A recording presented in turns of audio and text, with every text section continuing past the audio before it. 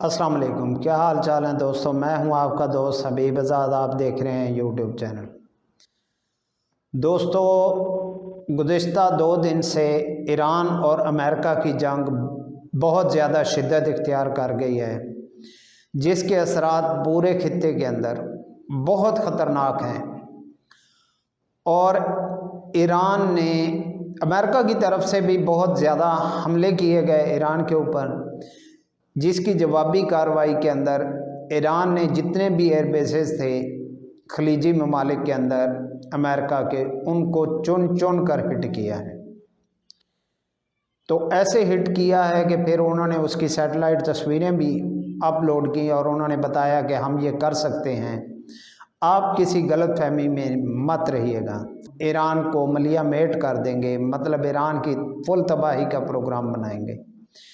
जबकि ईरान की तरफ से ये बात बावर करवा दी गई है कि अगर हमारे लिए कुछ ऐसा सोचा जाता है या किया जाता है तो हम फिर भी जो ईरान का जो रकबा है ज़मीनी लिहाज से, ईरान शायद फिर भी सरवाइव कर जाएगा, लेकिन हम इज़राइल का नामो निशान मिटा देंगे। तो ये ईरान की तरफ से स्टेटमेंट दे दी गई हैं। अब हालात मौजूदा टाइम पे भी बहुत ज़्यादा कशीदा हैं, जबकि ये सारे फैसले ट्रंप की तरफ से किए जा रहे हैं। तो इसमें जो फ्रंट लाइन पे अमेरिका की पॉलिसी खड़ी है, ट्रंप के फैसले खड़े हैं, जबकि बैक पे अब इसराइल आ रहा है।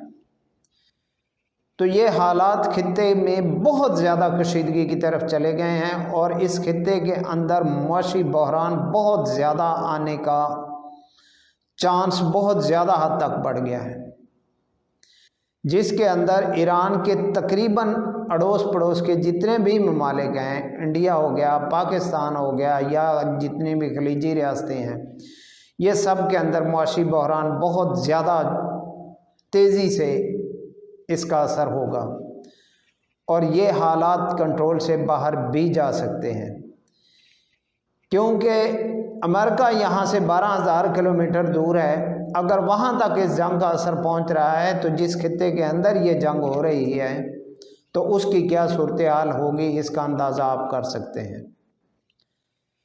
तो ये हालात बहुत संगीनी की तरफ जा रहे हैं, जबकि अबनाए हरमज़ के ऊपर अभी तक ईरान का कंट्रोल जारी है और उन्होंने फैसला किया है कि अब यहाँ से कोई भी शिप नहीं गुजरेगा किसी भी कंट्री का, खा वो पैसे दे या ना दे। अब भी ये अबनाए हरमज़ एक दफ़ा मुकम्मल तौर पर बंद किया जाएगा और जैसे ही ये मुकम्मल तौर पर बंद किया जाएगा तो दुनिया की मुआशी हालात, जो 35% जो तेल का मामला है दुनिया का, पूरे वर्ल्ड का, वो अबनाए हरमज़ के ज़रिए चलता है। उसके बाद बाब अल मंदब को भी बंद करने का इन्होंने इंदिया दे दिया गया है।